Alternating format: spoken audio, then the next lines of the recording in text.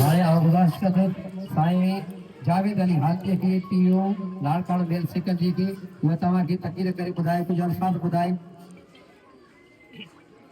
अस्सलाम वालेकुम। मां हिकिड़ो नड़ो ॿिनि सिटनि जो नारो हण जेको असां हणंदा आहियूं उन सां शुरूआत कयूं। पढ़ंदी सिंध पढ़ंदी सिंध बिल्कुलु पढ़ंदी सिंध ऐं बिल्कुलु सिंध पढ़े बि थी ऐं सिंध जेका आहे वधे बि थी सिंध संवरे बि थी। ठीकु आहे। ऐं सभ खां पहिरीं जेका आहे तहे दिलि सां शुक्रगुज़ार आहे पंहिंजे जेके तालुका एजुकेशन ऑफिसर सेक्रेटरी साईं मुमताज़ अली तुनियो साहब, साईं अब्दुल कादिर बिरोई साहब असिस्टेंट एजुकेशन ऑफिसर लाड़काणो ऐं उन खां पोइ साईं पंहिंजे मुमताज़ भयो साहब जेको आहे गवर्नमेंट बॉयज़ एलिमेंट्री स्कूल उमर भाई जो ऐं पंहिंजी सेक्रेटरी साइड जे तरफ़ां जेका आहे त साईं सुधीर अहमद बिरोई खे दिलि जी गहराइनि सां असीं भलीकार चऊं था।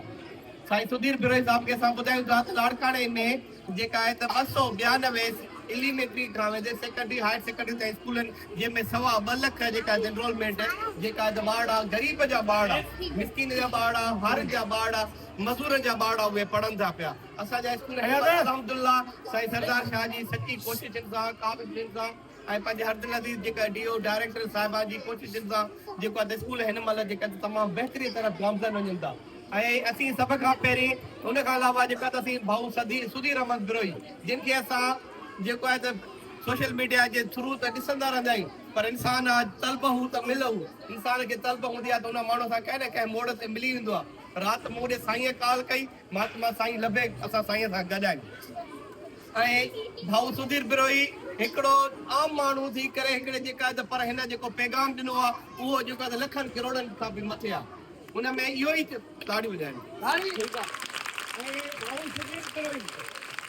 भाऊ सुधीर बिरोई असुल भाऊ बिरोई आहे जंहिं जेको आहे त जंहिंजी दिलि जी तमन्ना आहे त हर ॿार पढ़े। हिनखे जेका त हिन माण्हूअ जे लाइ मां इहे लफ़्ज़ चवंदुमि त हिन माण्हूअ जेको आहे त इहो जेको लफ़्ज़ जेको चवंदा आहिनि त माण्हू छा चवंदा उनखे इग्नोर करे छॾियो आहे। माण्हू छा बि चवनि पर असांखे कमु करिणो आहे उनजी ही जेका त ज़िंदा मिसाल हीअ ई आहे।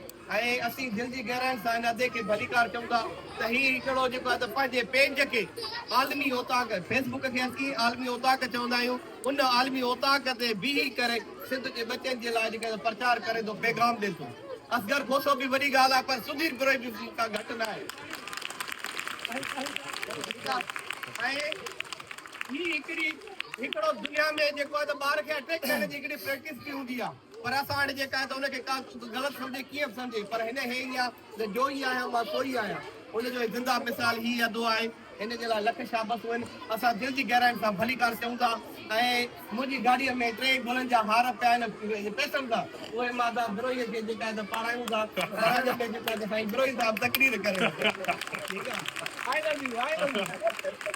हलो ओके साईं अदा मां चवंदुमि अदा सुधीर तव्हांजो ज़िंदाबाद अदा सुधीर अदा सुधीर ज़िंदाबाद पढ़ंदी सिंध पढ़ंदी सिंध असां वरी तव्हांखे पंहिंजी घर सां अलाह खे तव्हांखे ख़ुशि रखे मुंहिंजी ॾाढी बिरोड़ी तव्हां सभिनि ॾाढी बिरोड़ कान मां कंहिंजो नानी बिरोड़ न रुगो असांखे बदनाम था कयो। मां हिकिड़ी ॻाल्हि ॿुध असांजो ब्रेन सां शुरू लॻे असांजी आफिस में बि माशूक बिरोई आहे हुन में हिकिड़ो उहो बिरोई त उनखे ॾिठो असांजे तव्हांखे ॿियो आहे अब्दुल कादिर बिरोई आहे हिनखे